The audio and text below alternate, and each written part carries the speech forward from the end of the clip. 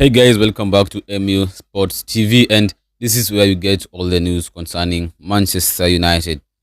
So guys, after the completion of international football, we are back to club football, and yes, we are back to Manchester United playing a football game, and it is going to be an interesting one. Away match at the Etihad Stadium, Manchester Derby, the first Manchester Derby of the season, and the 197th Manchester Derby and the 57th Manchester Derby in the Premier League. So, guys, one question I've always asked you guys: do you think we are ready? Do you think we have what it takes to go there and cause more chaos at the Etihad, upset Pep Guardiola, and hand him a three games defeat consecutive? Because they lost to after their first win of the season against Wolves, I think 4-1 or 4-0. They lost to Spurs at the Etihad Stadium. Then they went ahead and lost to Brighton at the Amex Stadium. So we are going there, heading to the Etihad Stadium with a lead, or with a victory on our hands after 3-2 victory against Burnley at Old Trafford. And now we are in a position where we can pile more pressure on Pep Guardiola. So guys, back to my question: do you think we have what it takes to go there and come back with the 3 points, or do you think as many of the rivals say that Manchester United fans are delusional? Do you think we are delusional when we say that we can go there and get the job done? I don't think we are delusional. I can say we are ambitious. We are ambitious, and we know what Manchester United can do. We know what Manchester United can do. Losing to Grimsby, drawing with Fulham, losing to Arsenal. Those were games we could have easily won. We could have won easily against Arsenal. We outplayed Arteta in every aspect. We could have won against Fulham. We were supposed to win against Grimsby, but somehow we didn't win those games. So our first win came in against Burnley, 4 points. We are in top half of the table. First time, I think, in many years, many months. So I think we are in a pole position, guys, to go there at the Etihad Stadium and get the job done. For the first time, I'm not nervous going into a Manchester derby. I think we are capable of matching Manchester City's energy. So first, guys, I want to talk about the team news. We all had Ruben Amorim yesterday in his press conference previewing this Manchester derby, and we had him clearly. He talked about the game. He talked about the outgoing, that is Andonana. He talked about the new signing, Aston Lamens. He gave us a hint, and he gave us one starter the game as well. I'm going to talk about that. And he gave an update on injuries sustained by Diego Dalot, Matheus Cunha, and Mason Mount, with all the three players are out of the Manchester derby. But when asked about the how long are they going to be sidelined, he said he doesn't want to answer. He don't know, and he can't give us an answer. But and he went ahead and said, if you ask Matheus Cunha outside there, he will tell you he is ready to play against Manchester City. This tells you that the club doesn't want to take any risk regarding the players' well-being and health. And that means we might see Matheus Cunha back in training after the derby. That means Matheus Cunha might be available on the bench against Chelsea at the Bridge next weekend. So just to let you know, guys, that Matheus Cunha, Mason Mount, Diego Dalot, and Lisandro Martinez are going to be all out for the Manchester derby. That means we need to buckle up, because Mason Mount and Matheus Cunha have been one of the best players so far this season. With Mount in midfield and also Cunha attacking midfield, we've seen United progressing, and now it's an injury setback, injury blow, that our two best players are going to miss the derby, one of the biggest game of the season, and it's going to be a real loss. But we we still have players who are capable of taking their place. We have Joshua Zirkzee there. We have Kobe Menu. We have Ugarte. We have these players that can also. We have Bomo still. Sesko is there. So I think we can still do it against the Citizens on Sunday. And Ruben Amorim talked about the first starter against the Citizens. He mentioned that Altay Bandir is going to start in goal ahead of Sen Lamens and Tom Hitton. This is after the departure of Antonana, who has left United to join the Turkish side on loan until the end of the season. It means Onana will be back in June 2026 and he's going to be sold. There's no way back for Onana at Old Trafford. So guys, I have seen the debates all over the social media, uh, uh, fan pages, trying to get into Amorim's nerves, questioning his decision to start Alte Bandir ahead of St. Lamens. We all know that Bandir has had a difficult start to the season. Mistakes against Fulham, we saw that.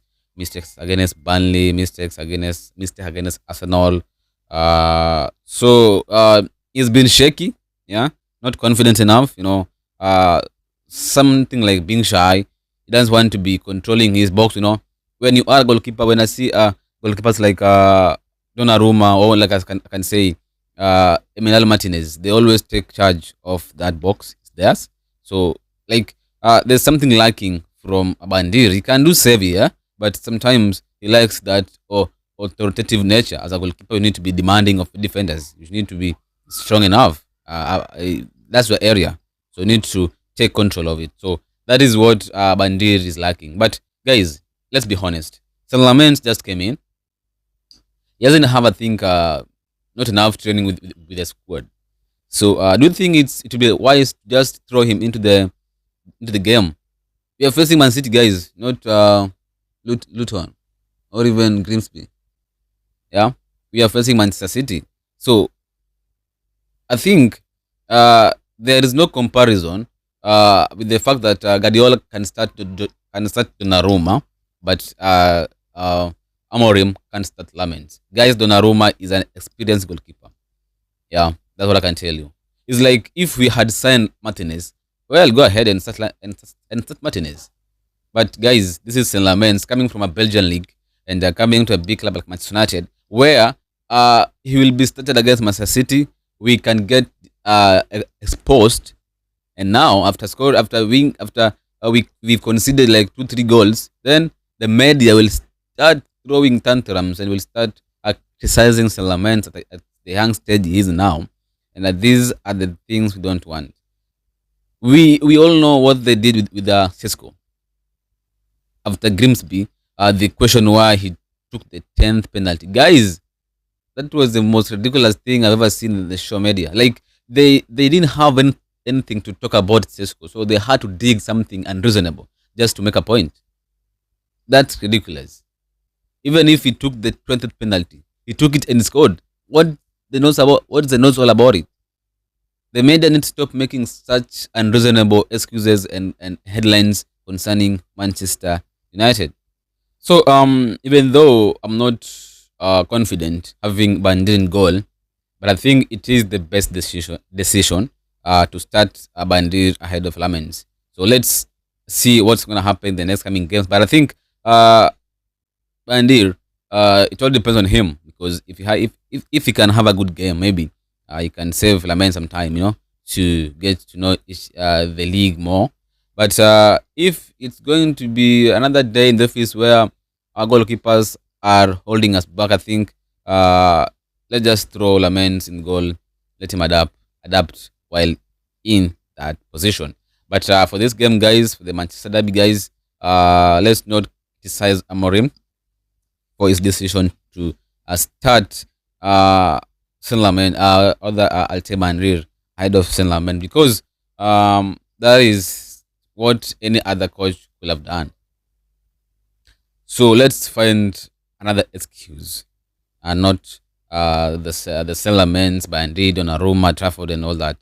So now Matheus Cunha, Mason Mount are all out. This is now where I can say when Amorim has a dilemma. He has something to solve in our midfield.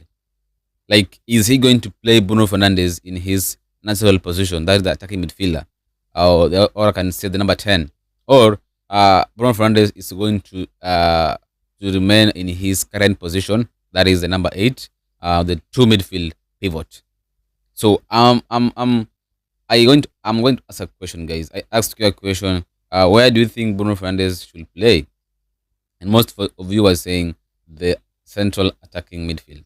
Bruno Fernandes should be up there with Mbomo and Sesko up front. Now we have Casemiro and either of Ugarte or Maino in the as the true pivot midfielders, or true holding midfielders, or true defending midfielders. Because, guys, having Bruno Fernandes as one of the true holding midfielders somehow is costly, and somehow is also making Bruno Fernandes exposing Bruno Fernandes. Playing Bruno Fernandes as one of the two holding midfielders have exposed him badly, because he's kind of slow when making decisions. He doesn't make a decision once, like Kevin De Bruyne and Odegaard. He always tries to take his time and make a decision.